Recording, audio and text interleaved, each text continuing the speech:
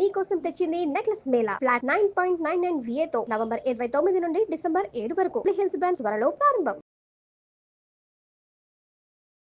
నమస్తే రమ్మగారు. నమస్తే జయ. ఏదైనా మంచి స్టోరీ చెప్తారా? బుక్ ఫెయిర్కి వెళ్ళాం కదా. అవునండి. బుక్ ఫెయిర్లో సిల్లంగేరి కథలు అని ఒక పుస్తకం పట్టుకొచ్చాను. ఇవి చందమామలో వచ్చినట్టు జ్ఞాపకం నాకు బాగుంటాయి. చిట్టి కథలు చాలా ఇంట్రెస్టింగ్గా ఉంటాయి. కొన్ని కథలు ఇవి మనకు తెలిసిన సంఘటనే అనిపిస్తుంది కూడా, అంత క్లోజ్గా అనిపిస్తాయి. సిల్లంగేరి జమీందార్ గారికి ఒక నమ్మకస్తుడు, ఎవరైనా వ్యవహారాలు చూసేందుకు ఒక మనిషి కావాలట. ఆయన బాగా ఆలోచించి వాళ్ళని వెళ్ళి ఎంక్వైరీ చేసి ఇద్దరిని సెలెక్ట్ చేశాడు. కొంతమంది బహుశా దరఖాస్తులు పెట్టుకుని ఉంటారు.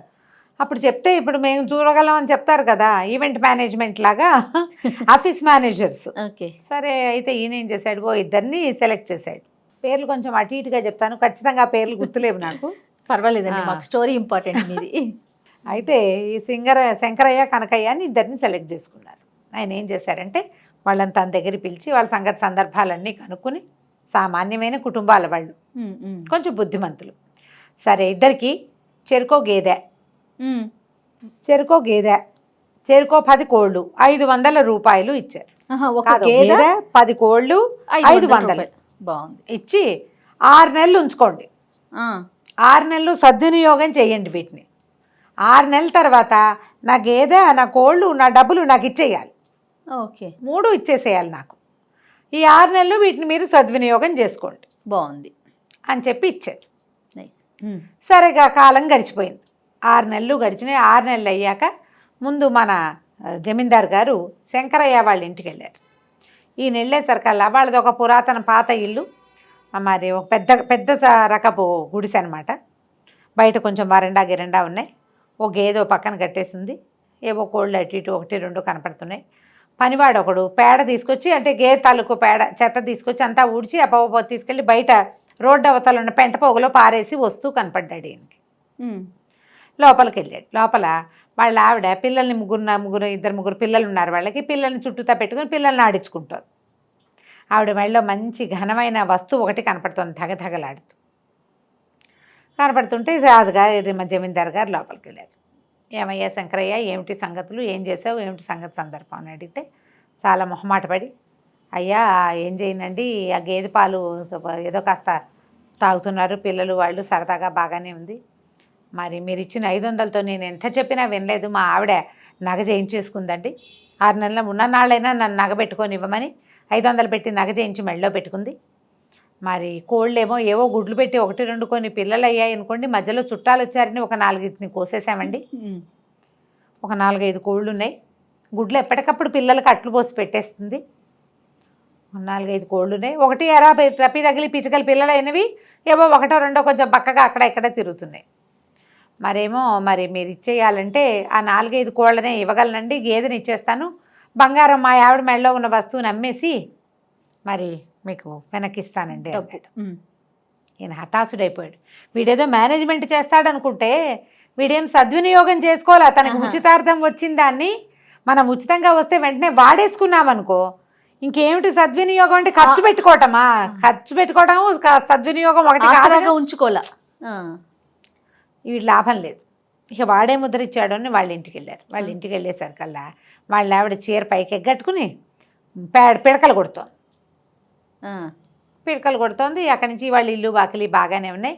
బోల్డ్ అన్ని కోళ్ళు ఇంకా తిరుగుతున్నాయి. కోడి పిల్లలు, ఓ తల్లి కోడి తిరుగుతోంది, అన్ని పిల్లలు అటు ఇటు తిరుగుతున్నాయి. కొన్నేమో గంప కింద ఏదో కిచకచకిచ శబ్దాలు వస్తున్నాయి. కోళ్ళని లోపల పెడితే ఒక సౌండ్ వస్తూ ఉంటుంది కదా ఎక్కువ ఉంటే.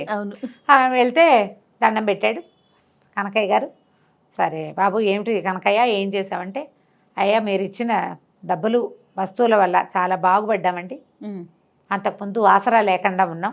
అదే మరి మీరు ఇచ్చిన 500 నుండి చుట్టుపక్కల రైతులకు అప్పులు ఇచ్చాను, వడ్డీ వెనకేసుకున్నానండి, మీ డబ్బులు మీకు ఇచ్చేయగలను. 500ని ఎంతమందికి అప్పిచ్చాడు ఆయన?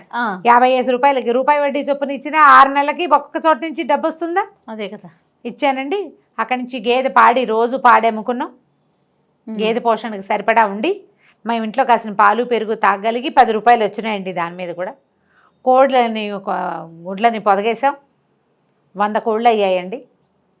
కోళ్ళు పిల్లలు పెడతాయి కదా. అవును. సరే 100 కోళ్ళు అయ్యాయి. మీ 10 కోళ్ళు మీకు ఇచ్చేయగలను.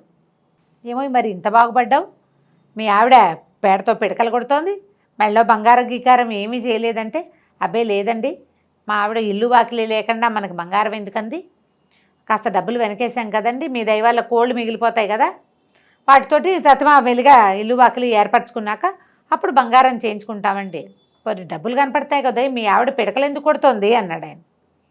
అదేముందండి, వస్తువు వృధా చేయకూడదు కదా, పిడకలు పొయ్యిలోకి వస్తాయి, మన పొయ్యి సరిపడా పోగా దానిలో పెట్టుకోగా మిగిలిన 4 పిడకలు పైకి వేసుకుంటే పైనుంచి ఇంకేదైనా వస్తువు అదనంగా వస్తుంది. ఎవరికైనా పిడకలు ఇస్తే వాళ్ళ ఇంట్లో ఉన్న మినపప్పు కందిపప్పు వస్తుంది, ఖర్చుకు సరిపోతుంది కదా, ఊరికే ఖాళీగా కూర్చోటం ఎందుకండి, పాలేడని పెట్టుకోలేదా నువ్వు అన్నాడు. ఈయనతోటి ఓగేదే 4 కోళ్ళకి పాలేదు ఎందుకండి, మేమిద్దరం ఉన్నాం కదా అన్నాడు. అనేసరికి రాజుకు భలే నచ్చింది. వెంటనే కనుక ఏం చేశాడు, గేదెని తీసుకొచ్చి వాకిట్లో నుంచో పెట్టేశాడు, 10 కోళ్ళని ఒక గంపకెత్తిచ్చి ఇదిగోండి మీ 10 కోళ్ళు అని చేతిలో పెట్టాడు, 500 ఇచ్చేశాడు. బాబా ఆయన సంతోషించి, జమీందారు నీ 10 కోళ్ళు నువ్వే ఉంచుకో, నీ 100తో పాటు ఇవి ఉంటాయి, గేదెని మీ ఆవిడ చేస్తున్న సేవకి మెచ్చుకుని ఇచ్చేసాను ఇచ్చాను, ఈ 500 నీ తొలి జీతం అనుకో, ఈ 6 నెలలు నువ్వు నా కోడిని నా కోళ్ళని నా గేదెని సంరక్షించినందుకు ఈ 500 నువ్వే ఉంచుకో, ఉద్యోగంలో చేరు వచ్చి అని చెప్పి. ఓకే, బాగుంది. మేనేజ్మెంట్ అది చూడు, చిన్న కథ. మనం మన జీవితంలో ఆలోచించుకుందాం దీన్ని. ఖచ్చితంగా మనం ప్రతి వాళ్ళు మనం ఏం చేస్తున్నాం అనేది ఒక్కసారి మనమే సింహావలోకనం చేసుకోవాలి. మన దగ్గర 1,00,000 వస్తే మనం అట్లా యాక్ట్ చేస్తున్నాం, మనకు 50,000 వస్తే ఏం చేస్తున్నాం, మనకు 10,000 ఎవరైనా ఇస్తే ఇమీడియట్గా దాన్ని వాడేస్తాం మనం. అవును, ఇప్పుడు ఈ నెల ఖర్చు మనకు నెలసరి ఖర్చు ఒక 4,000 అనుకోండి, ఎక్స్ట్రా డబ్బు కనపడింది కాబట్టి వాడేయకుండా ఇంకో నెలకు సరిపడా దాన్ని ఉంచుకుందామన్న ఊహ చేస్తామా మనం? చాలా తక్కువ అండి, చెయ్యం. మనీ మేనేజ్మెంట్ ఎప్పుడు కూడా ఇలా చేయాలి. ఇదేదో కోళ్ళు గేదెలు లెక్కలాగా ఎలా చేస్తామని పోట్లాడతారు. ఎవరి జీవితానికి సరిపడా వాళ్ళు ఆలోచించుకోవాలి కదా. అవును, ఎప్పుడు కూడా ఫ్యూచర్ డబ్బు విషయంలో అది ఆలోచించిన వాడే ఎప్పటికీ కింగ్గా ఉంటాడు. వాడు ఏ పరిస్థితుల్లోనూ కుదేలవడు.